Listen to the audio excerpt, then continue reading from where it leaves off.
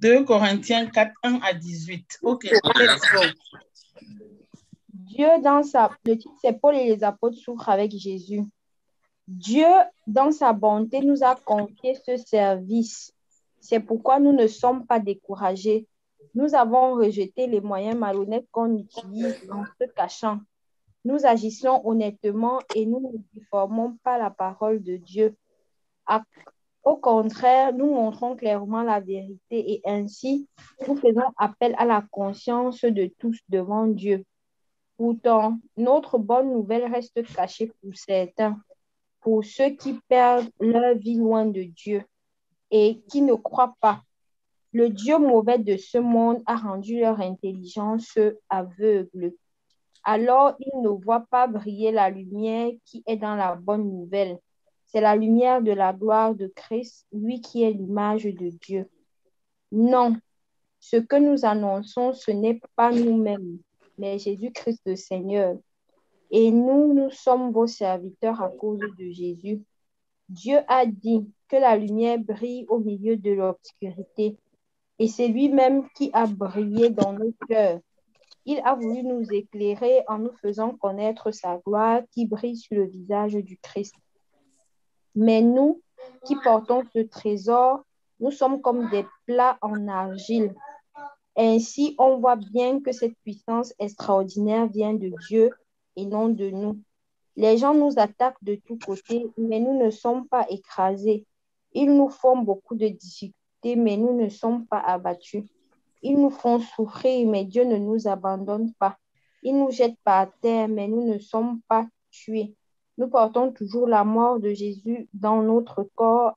Alors, on peut voir aussi la vie de Jésus-Christ dans notre corps. Nous sommes vivants, mais nous risquons sans arrêt la mort à cause de Jésus. Ainsi, on peut voir aussi la vie de Jésus dans notre corps qui doit mourir. De cette façon, la mort agit en nous, mais la vie agit en nous. Les livres saints disent, « J'ai cru, c'est pourquoi j'ai parlé. » La même foi nous fait agir. Nous croyons, nous aussi, et c'est pourquoi nous parlons. Oui, nous le savons. Dieu a réveillé le Seigneur Jésus de la mort.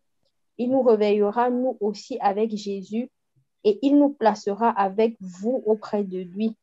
Tout ce qui arrive, c'est pour vous. De cette façon, puisque les bienfaits de Dieu se répandent de plus en plus, vous serez toujours plus nombreux à le remercier et à lui rendre gloire tous ensemble.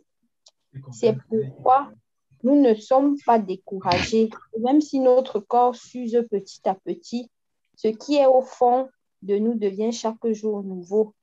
Oui, nos souffrances actuelles sont légères et durent peu de temps, mais elles nous préparent une gloire extraordinaire.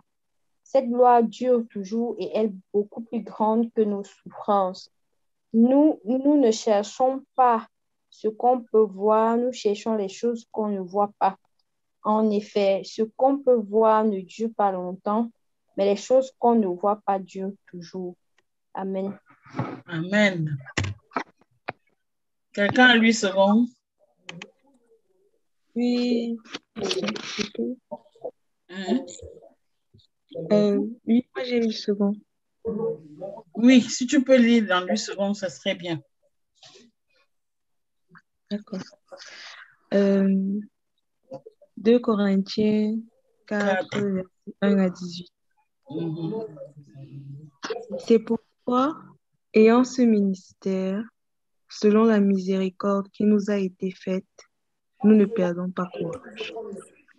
Nous rejetons les choses honteuses qui se font en secret.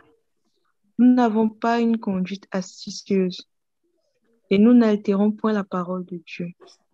Mais en publiant la vérité, nous nous recommandons à toute conscience d'homme devant Dieu.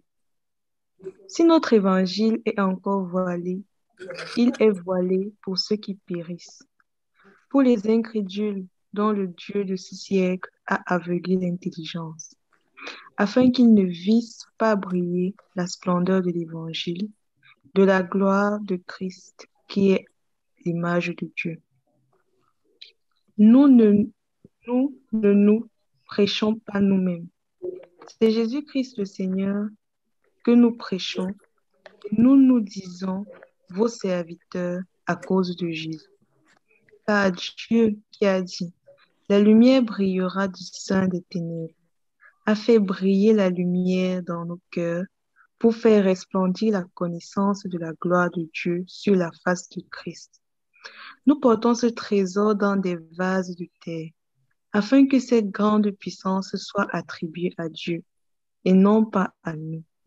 Nous sommes pressés de toute manière, mais non réduits à l'extrémité, dans la détresse, mais non dans le désespoir, persécutés, mais non abandonnés, abattus, mais non perdus, portant toujours avec nous dans notre corps la mort de Jésus, afin que la vie de Jésus soit aussi manifestée dans notre corps.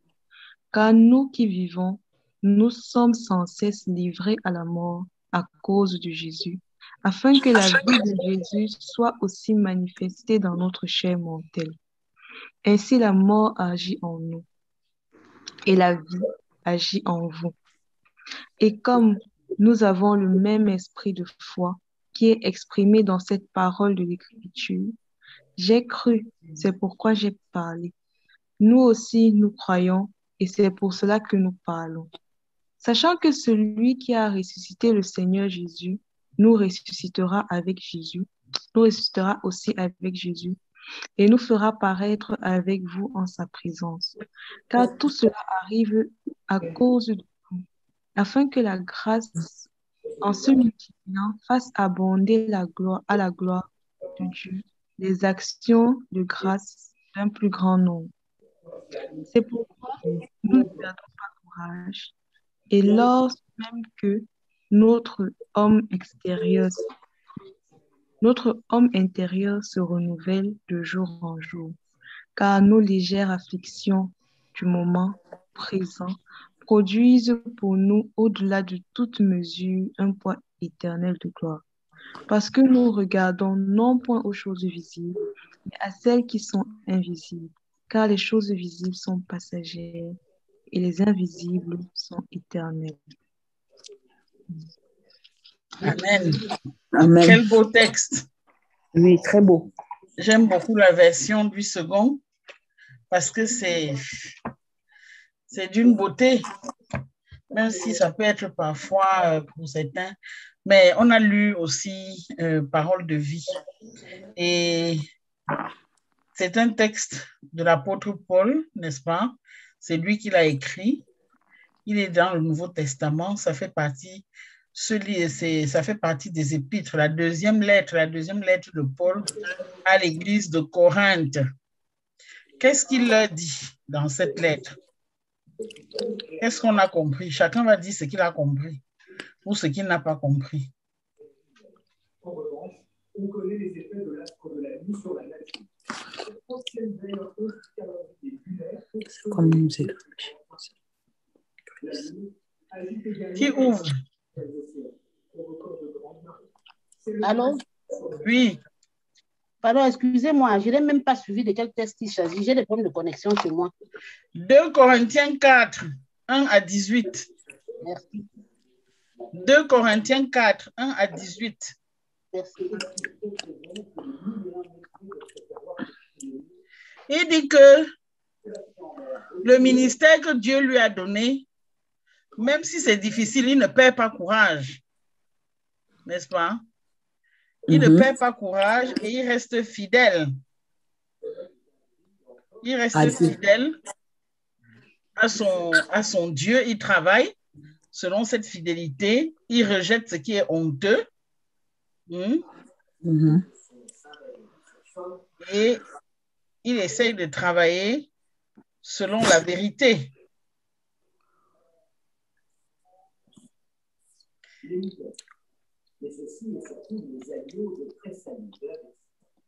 Quelqu'un d'autre peut partager ce qu'il a aussi retenu. Alors, si je peux me permettre.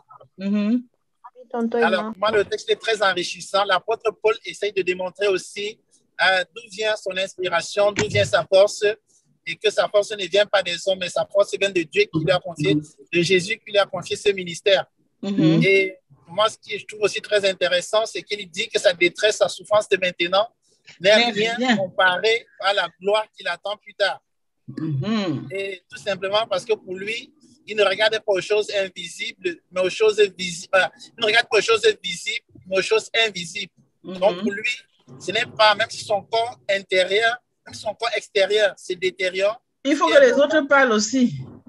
Oui, bon, je laisse comme ça pour laisser la parole aux autres. Voilà, moi je trouve ça très intéressant. C'est un texte qui est très intéressant. Oui, Diane. L'aspect qui m'a marqué, c'est vraiment la première partie où il rappelle que dans son ministère, il fait l'effort de ne pas déformer la parole de Dieu. Donc, c'est pour moi comme une sorte d'appel à... Lorsqu'on parle on parle de l'évangile, de rester vraiment très fidèle à ce qui est dit dans la parole de Dieu et de ne pas la déformer pour que ça plaise aux gens qui nous écoutent, mais de pouvoir demander à Dieu de nous donner assez de lucidité pour la comprendre. Et si les gens en face ne comprennent pas, ce n'est pas parce que la parole de Dieu, pour moi, n'est pas claire, c'est juste que peut-être leur intelligence a été aveuglée. Donc, oui, et c'est ce que l'apôtre Paul dit dans le texte. Oui, et donc pour moi, c'est un appel à ne pas déformer la parole de Dieu. Il dit dans le texte que certains ne comprennent pas la parole parce que cette parole ils ont été corrompus par le Dieu de ce monde. Comme, je crois que c'est dit ça, ils ont dit ça comme ça. Le Dieu de ce monde, c'est-à-dire l'ennemi, les a pervertis, leur fait voir les choses d'une manière différente que celle de Dieu. Et nous savons que la parole de Dieu nous dit que les choses de Dieu ne sont pas comprises par certaines personnes parce que c'est spirituellement qu'on en juge. C'est de manière spirituelle qu'on les comprend et ce n'est pas tout le monde qui peut la comprendre. Pas que c'est dans la capacité à comprendre, mais dans la disposition, le fait de se rendre disponible, disposé à la comprendre. Et j'aime beaucoup l'apôtre Paul et Emmanuel soulignaient cela, que alors que l'être extérieur se détruit, l'homme intérieur se construit. Qu'est-ce que l'apôtre Paul dit? Qu'est-ce qu'on doit comprendre?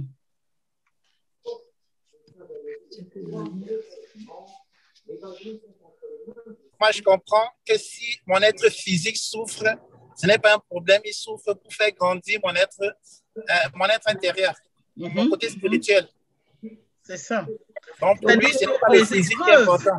Ouais. Les épreuves sont là pas pour nous tuer, mais pour nous fortifier, pour nous préparer à des missions encore plus grandes. Tout à fait. Donc, si j'ai des problèmes qui sont d'ordre physique, je ne dois pas trop m'appesantir dessus parce que de toutes les manières, ce n'est pas ça qui est important. Oui. Ce n'est pas ça qui est important. Ce qui est important, c'est cet être intérieur qui se construit, qui se transforme et qui se fortifie au-delà qui se fortifie pendant qu'il traverse les épreuves.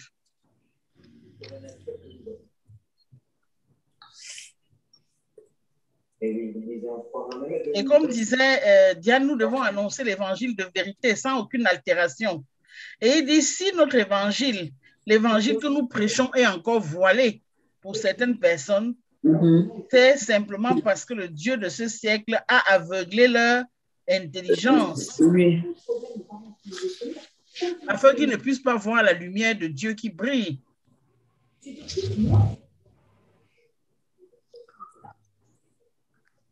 Et il dit, j'aime beaucoup, nous ne nous prêchons pas nous-mêmes. Nous prêchons Jésus-Christ, mort et ressuscité. Et donc, sa vie et sa mort doivent se voir en nous, n'est-ce pas? Sa mort d'abord parce que nous sommes morts avec lui au péché. Et sa vie parce que nous ressuscitons en nouveauté de vie avec Christ. Donc, notre vie, nos vies doivent refléter cette vie de Christ qui est symbolisée par la mort au péché. Donc, alors que les autres nous voient vivre, ils doivent véritablement voir comment est-ce que nous nous détachons doucement, doucement du péché. Les autres doivent le voir. Et c'est ça la conformité à la mort de Christ. Et si nous laissons le péché, ça veut dire que nous faisons davantage la volonté de Dieu. Et cela aussi doit se voir. Nos vies doivent raconter cette histoire merveilleuse de la résurrection, n'est-ce pas, la résurrection avec Christ. Et c'est ça que l'apôtre Paul explique ici.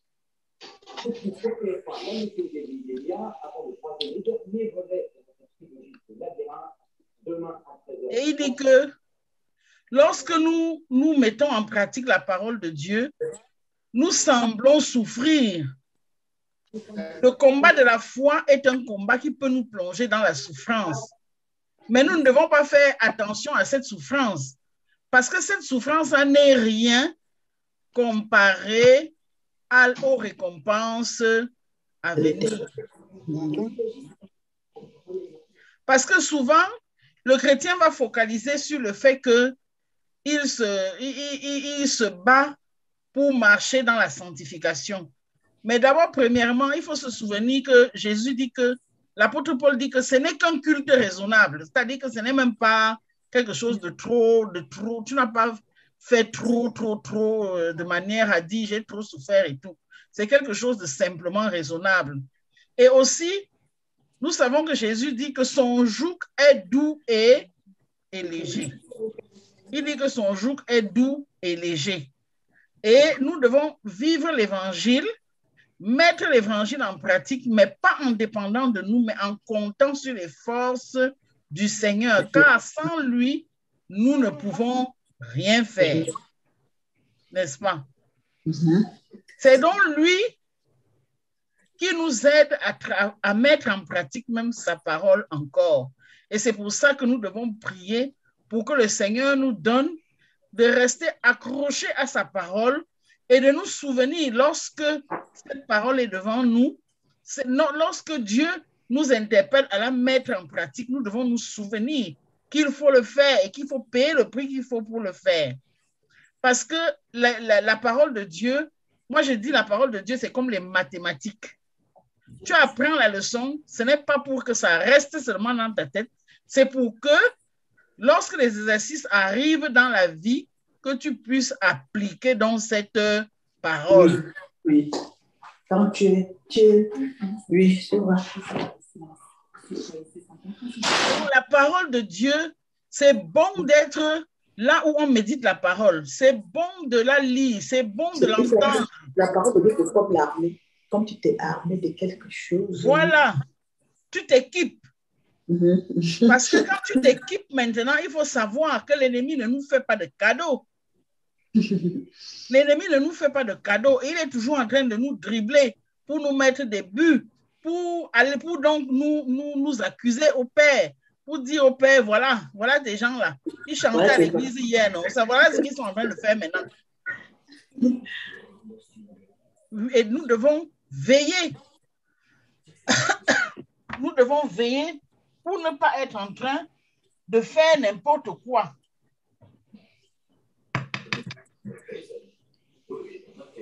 Nous devons veiller, ne pas faire n'importe quoi.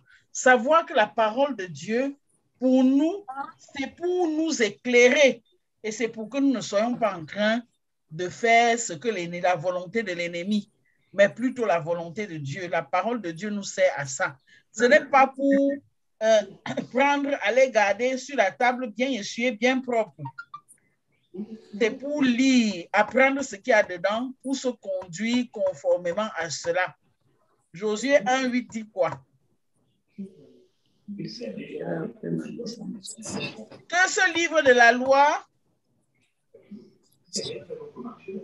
s'éloigne pas de ton cœur. Médite le jour et nuit pour agir fidèlement selon ce qui est écrit, car c'est alors que tu auras du succès dans tes entreprises, c'est alors que tu réussiras. Qu'est-ce qu'on fait pour elle? Gloire à Dieu. C'est ça même. Donc, que ce livre de la loi ne s'éloigne point de ta bouche. Médite le jour et nuit pour agir fidèlement. Donc, médite parce que tu dois agir fidèlement à cette parole. Donc, tu dois la connaître pour pouvoir la mettre en pratique. Si tu ne la connais pas, comment vas-tu la mettre en pratique?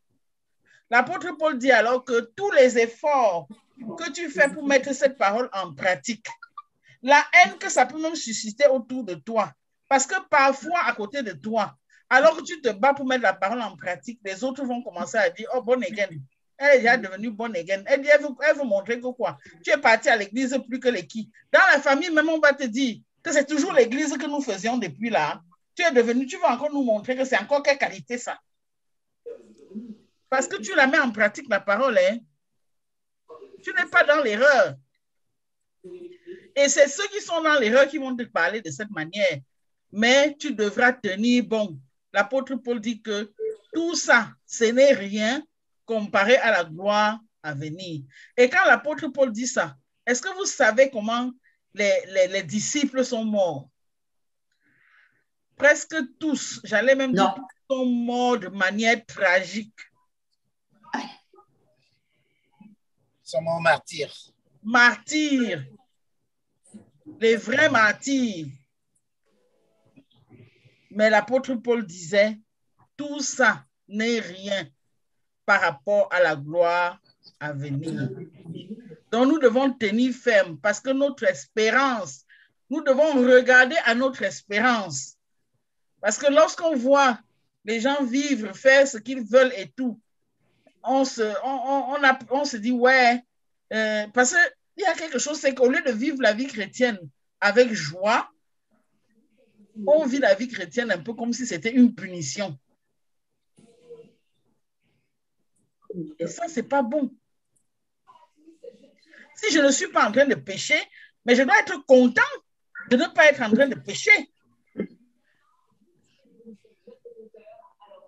Au lieu de donner tellement de valeur au péché que si je ne suis pas en train de faire ce qui est comme les autres sont en train de faire, je trouve que je suis malheureux. Je souffre. Mais Jésus dit que son joug est doux et léger. Son joug est doux et léger. Parce que lorsque tu te mets à faire, tu te mets à faire comme les autres, dans le péché comme les autres, sans te soucier de ce que la parole de Dieu dit, il y a les conséquences qui t'attendent. C'est pas vrai? C'est vrai. Il y a les conséquences qui t'attendent. Tu peux voir comment les gens volent, les gens détournent machin. Tu te dis, ah, moi aussi, je vais détourner, je vais aussi voler. Si on te met en prison, ne dis pas que tu ne l'as pas mérité. Hein? Donc, nous devons vivre, nous battre pour vivre selon la parole de Dieu, parce que c'est ce que Dieu nous recommande. Il nous demande de n'avoir que lui comme Dieu, comme nous avons vu dans le psaume. Et quelqu'un nous disait que Dieu est jaloux.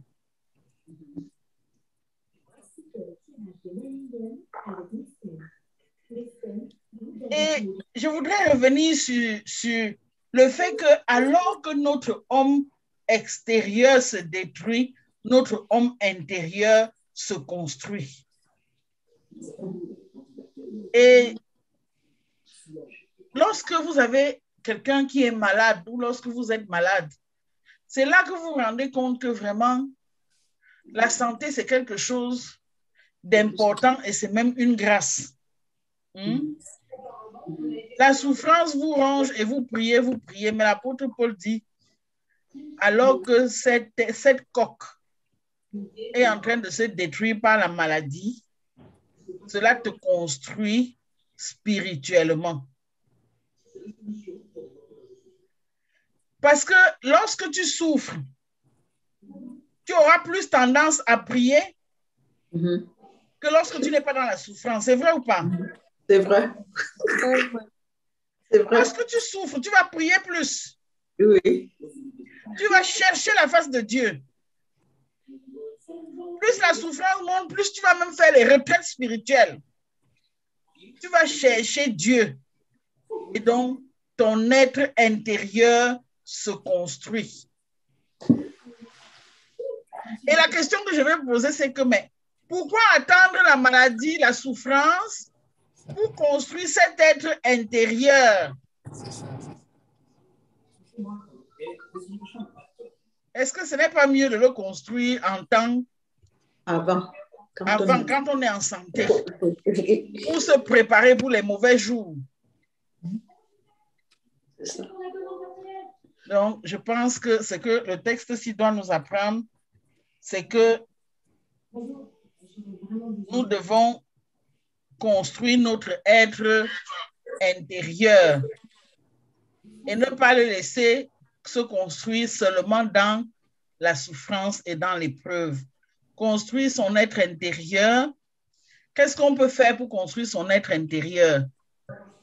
Chacun dit ce qu'il pense. Qu'est-ce qu'on peut faire pour construire son être intérieur? Prière. La prière, oui. Méditation quotidienne. Les méditations quotidiennes, régulières, oui.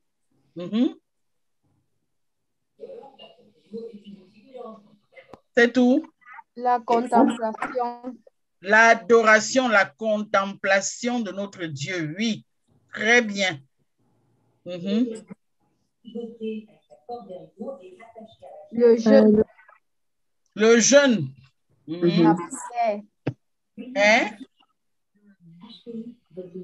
Oui, jeûne et prière. On a déjà dit la prière. Le partage avec les autres. Donc Oui, on peut partager avec les autres. La louange. Oui, la louange construit. Et aussi, ce que nous devons faire pour construire notre être intérieur, c'est être vigilant quant à la mise en pratique de la parole de Dieu. N'est-ce pas? Parce que, voyez-vous, tu peux méditer, connaître la parole, prier. Si tu ne mets pas en pratique la parole de Dieu, si tu ne la mets pas en pratique, tu n'es pas du tout en train de construire ton être intérieur. Lorsque tu mets la parole de Dieu en pratique, c'est là que la circoncision de ton cœur se voit. Parce que quelqu'un t'insulte, par exemple, au milieu des gens, tu as honte et tout. Ton cœur te dit de répondre. Les gens te disent, mais pourquoi tu ne réponds pas? Mais tu restes muet. Pourquoi? Parce que tu sais que Jésus a dit que même si on te gifle, montre seulement l'autre jour, on tape encore. Tu restes tranquille. Tu es en train de construire ton être intérieur. Parce que plus tu vas le faire, plus ça va devenir un peu comme une habitude pour toi naturelle.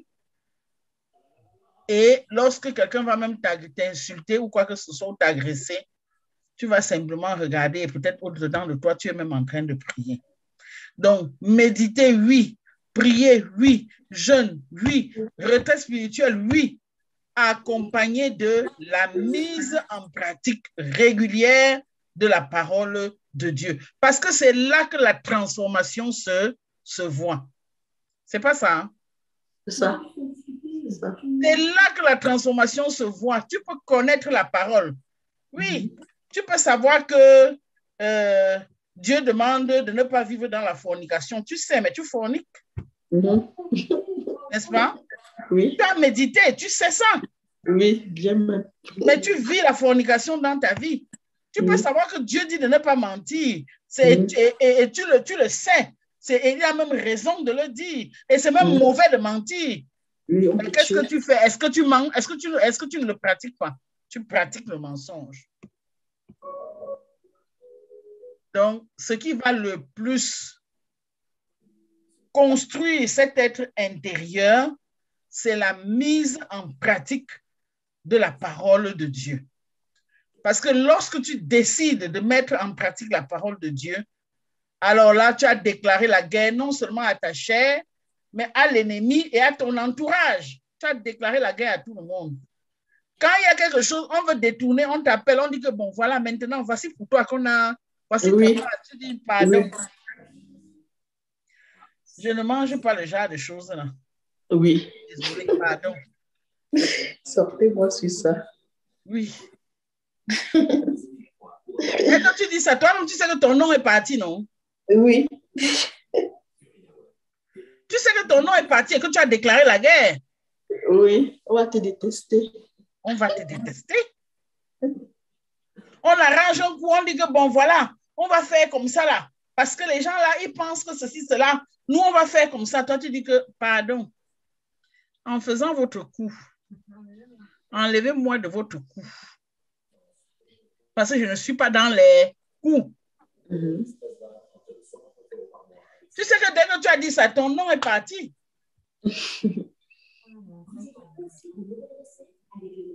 Qu'est-ce qu'elle vous montre aux gens? Elle croit beaucoup. Et ce sont les spiritus sanctus. Spiritus sanctus, ce sont les hautement spirituels.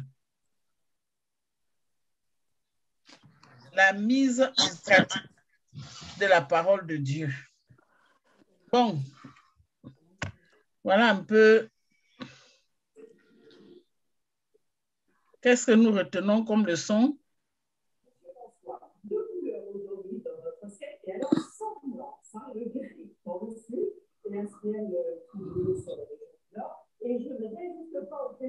Nous avons commencé en disant que l'apôtre Paul dit que il fait le ministère, même si le ministère a des souffrances, il prêche la parole de Dieu sans altération. Il essaye de la prêcher telle qu'elle est, n'est-ce pas? Parce que souvent, quand nous on veut déformer la parole, on dit que Dieu veut dire que, comme si on pouvait dire mieux que Dieu.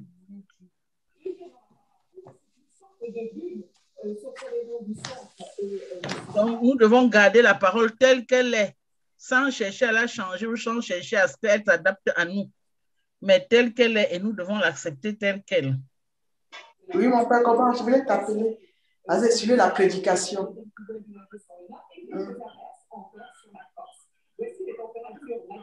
Et nous avons un peu raté quelque chose. Hein. Il dit que nous portons ces trésors dans les vases de terre. Ouais, la parole de Dieu est bonne. Nous portons ces trésors dans les vases de terre. Comment on comprend ça? C'est un trésor qui ne fait pas bling bling. C'est un trésor caché. C'est un trésor qu'il faut chercher pour voir. Vous m'entendez? Oui, je t'entends très bien. C'est-à-dire que nous avons quelque chose que nous-mêmes nous ignorons tellement c'est simple, mais ça ne brille pas. Moi, je pense que c'est une preuve d'humilité, en fait. Oui. Donc, on dit qu'ils ne vont pas se mettre à la place de Dieu dans toute la gloire que les hommes vont. Parce que quelque part, certains vont peut-être les chahuter, mais d'autres vont reconnaître peut-être leur puissance et tout. Mais ils ne vont pas le prendre sur eux. Donc, ils vont le conserver pour remettre la gloire à Dieu. Se considérant eux-mêmes comme des vases de terre, donc des vases, j'allais dire, vils, des vases sans importance, n'est-ce pas, sans valeur. Le trésor, ce n'est pas eux, c'est Dieu, c'est la puissance de Dieu. Et c'est à lui que revient toute la gloire. Donc, le chrétien doit être humble. Pas que tu arrives quelque part, tu pries, quelqu'un qui était malade se lève tout de suite, il est guéri. Quand tu arrives dehors, tu dis, quand moi je prie, vraiment.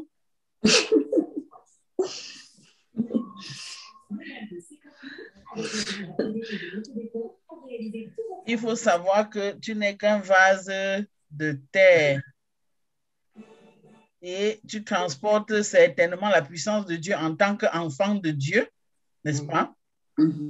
Tu transportes certainement la puissance de Dieu en tant qu'enfant de Dieu, mais ce n'est pas l'enfant de Dieu qui est puissant. Toi-même, tu es le vase de terre. Oui, c'est un appel, un très grand appel à l'humilité, oui.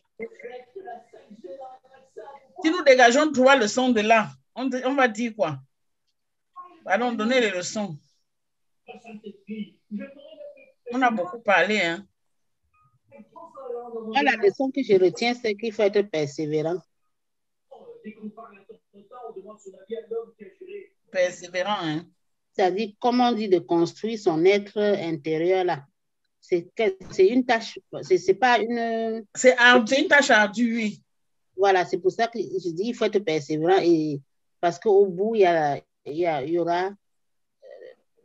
Enfin, parce qu'au bout, il y a enfin, Dieu est plus fort que la souffrance qu'on peut endurer pendant sa vie, quoi. C'est-à-dire, comme tu expliquais tout à l'heure, par exemple, quand tu commences à croire, les gens vont te traiter de ceci, de cela. Il faut être persévérant dans ce que tu fais. Parce que tu ne le fais pas pour les hommes, tu le fais pour Dieu. Tu auras beaucoup de souffrance, mais c'est rien à côté de la puissance de Dieu, à côté de la bonté de Dieu, à côté de ce que Dieu peut faire pour toi. Moi, j'ai envie de dire, par rapport à ce que tu dis là, que nous devons regarder à notre espérance. Voilà. Notre espérance doit être, nous devons focaliser sur notre espérance et c'est elle qui va nous permettre d'avancer. Une autre leçon, Diane. La première, bon, je dirais qu'on doit être fidèle dans la manière dont on ne doit pas déformer la parole de Dieu. La fidélité à la parole. Ouais. Donc, la fidélité à la parole, focaliser sur son espérance, il manque une leçon.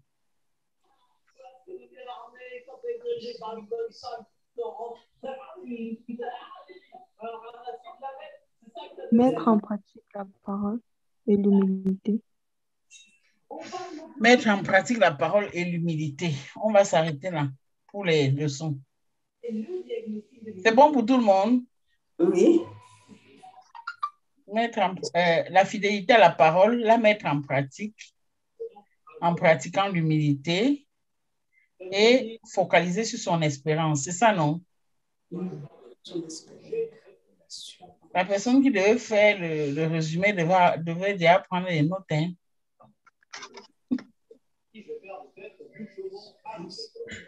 Bon. Voilà donc les leçons que nous retenons. Parce que je vais arrêter l'enregistrement à ce niveau. Nous retenons que nous devons être fidèles dans la parole, fidèles à la parole de Dieu, c'est-à-dire l'annonce que nous en faisons et la mise en pratique de cette parole. Deuxièmement, nous avons parlé de l'humilité. Vous me dites si je me trompe, hein? Oui, c'est ça. L'humilité et puis focaliser sur l'espérance. C'est ça qui nous permet d'avancer. OK.